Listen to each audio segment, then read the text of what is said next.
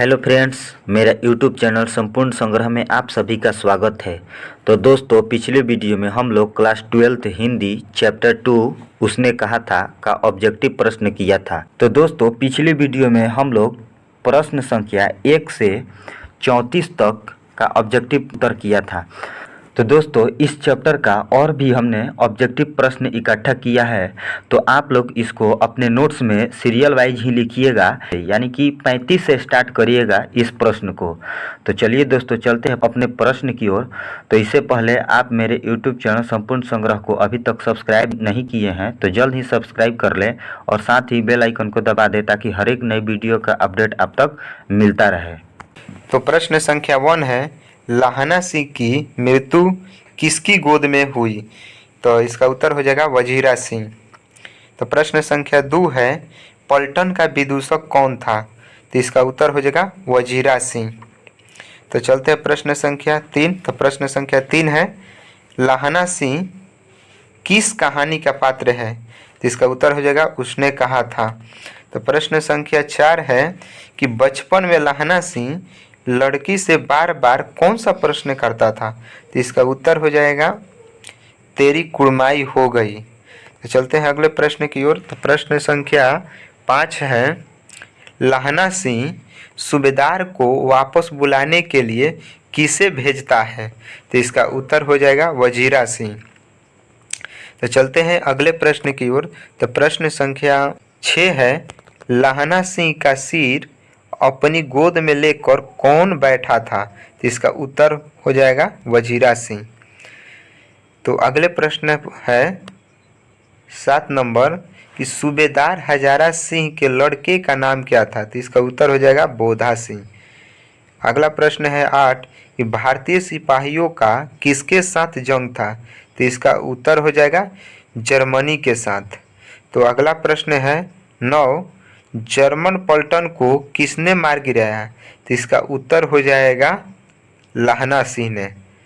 तो चलते हैं अगले प्रश्न की ओर। प्रश्न संख्या 10 है, सिख राइफल्स के जमींदार लाहना सिंह का नंबर क्या था? तो इसका उत्तर हो जाएगा 77। चलते हैं अब अगले प्रश्न की ओर, जो प्रश्न संख्या 11 है, सरकार ने सूबेदार को जमीन कहाँ दी है?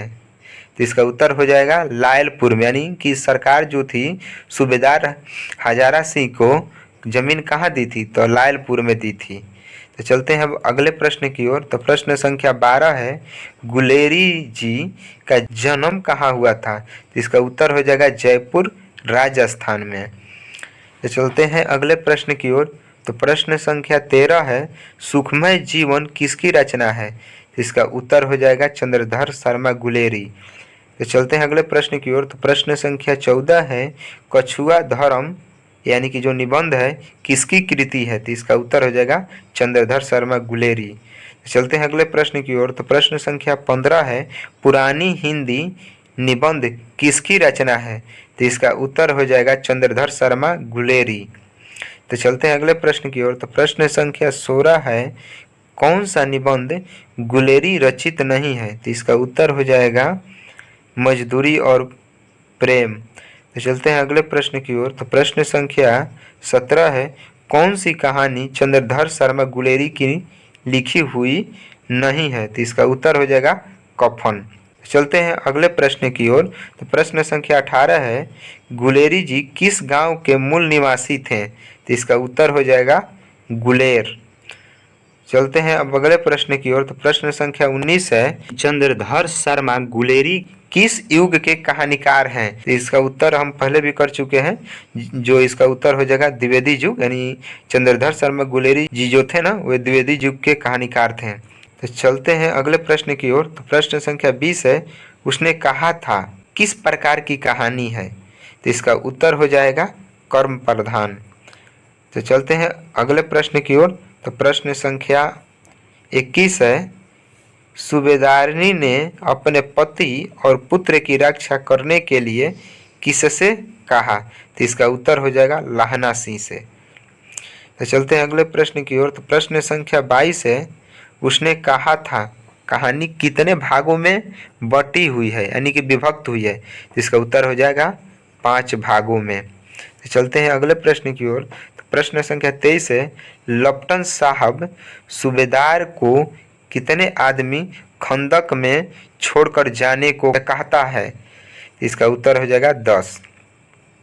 चलते हैं अगले प्रश्न की ओर। तो प्रश्न संख्या 24 है, कुड़माई का क्या अर्थ होता है? इसका उत्तर हो जाएगा मंगनी। तो चलते हैं अगले प्रश्न की ओर। तो प्रश्न संख्या 25 है, चंद्रधर शर्मा गुलेरी किस सदी के प्रमुख लेखक थे? तो इसका उत्तर हो जाएगा 20वीं सदी के। तो चलते हैं अगले प्रश्न की ओर। तो प्रश्न संख्या 26 है, उसने कहा था कहानी है।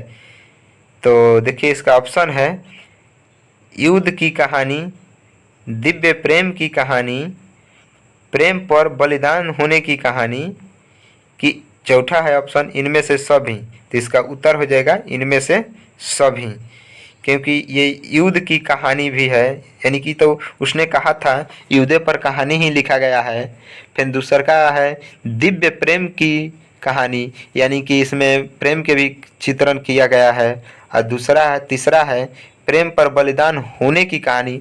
ये भी है कि लहना सी जब सूबेदारनी लहना सी से कहती है कि मेरे पति और पुत्र की रक्षा करना, तो ये अपने प्राणों की बलि देकर सूबेदारनी के पति और पुत्रों की रक्षा करते हैं।